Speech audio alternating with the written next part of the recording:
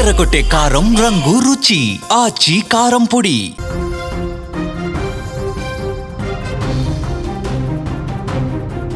Road మీద ఆ SI విధులు నిర్వర్తిస్తున్నాడు.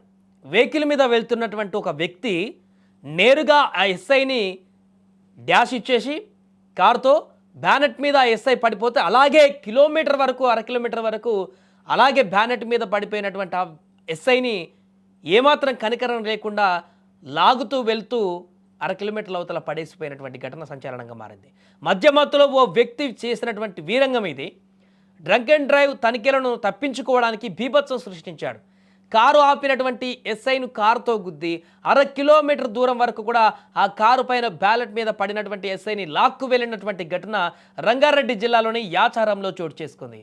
రంగారెడ్డి జిల్లా యాచారం పోలీస్ స్టేషన్ పరిధిలో డ్రంక్ అండ్ డ్రైవ్ తనిఖీలు చేస్తున్నారు. ఈ సమయంలో అటువైపు కారులో వెళ్తున్న ఒక వ్యక్తి డ్రంక్ అండ్ డ్రైవ్ టెస్టులను గమనించాడు. అయితే వాటి నుంచి తప్పించుకునేందుకు కారును వేగంగా పోనిచ్చాడు. అయితే అక్కడే విధుల్లో ఉన్నటువంటి ఎస్ఐ మధు కారును ఆపేటువంటి ప్రయత్నం చేశాడు. కానీ కారు డ్రైవర్ మాత్రం ఆగలేదు. ఎస్ఐ కారు బ్యానెట్ మీద ఉన్న ఆ బ్యానెట్ పైన పడిపోయినా పట్టించుకోకుండా అర కిలోమీటర్ వరకు కూడా అలాగే కారును లాక్కు వెళ్ళాడు ఎస్ఐతో సహా. అదే మార్గంలో ద్విచక్ర వాహనం పైన వెళ్తున్నటువంటి వారిని కూడా ఢీకొట్టాడు. చివరకు కారు వేగం తగ్గించగా ఎస్ఐ రోడ్డు పక్కన దూకేశాడు. ప్రాణాలు కాపాడుకున్నారు. ఈ ప్రమాదంలో ఎస్ఐకి స్వల్ప గాయాలయ్యాయి. అయితే బైక్పై వెంకట్రెడ్డి ఆయన కోడలు దివ్య ఏడాది మనవడితో ద్విచక్ర వాహనంపై వెళ్తుండగా వారిని సైతం ఈ యొక్క మందుబాబు కారుతో వెళ్తున్నటువంటి వ్యక్తి ఢీకొట్టారు. ఈ క్రమంలో దివ్య చెయ్యి విరిగింది. వెంకట్రెడ్డి చిన్నారికి అదేవిధంగా స్వల్ప గాయాలయ్యాయి వీరందరికీ కూడా.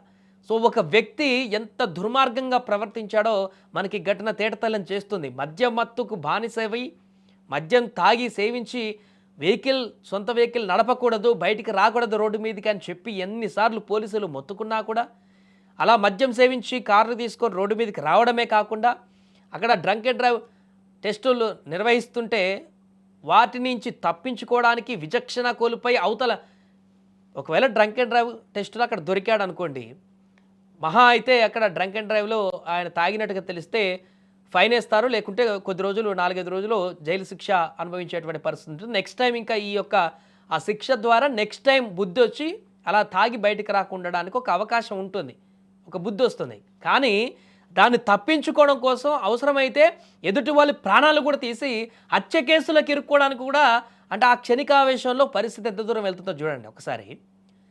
మధ్యమత్తులో అది దొరికితే నీకు ఫైన్ తోటి, లేకుంటే కొద్ది రోజులు జైలుతోనే ఒక పని అయిపోతుంది. నెక్స్ట్ టైం ఇంకా నీకు మరలా మద్యం తాగి రోడ్డు మీదకి రాకూడదు అనేటువంటి ఒక స్పృహ కలుగుతుంది, అదంతటితో అయిపోతుంది.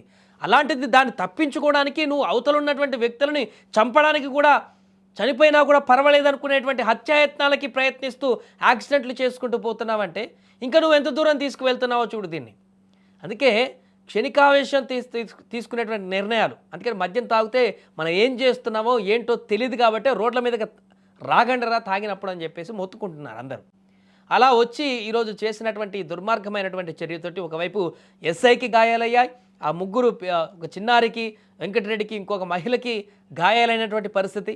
త్రుటిలో ప్రాణాపాయం నుంచి తప్పించుకున్నారు వీళ్ళంతా.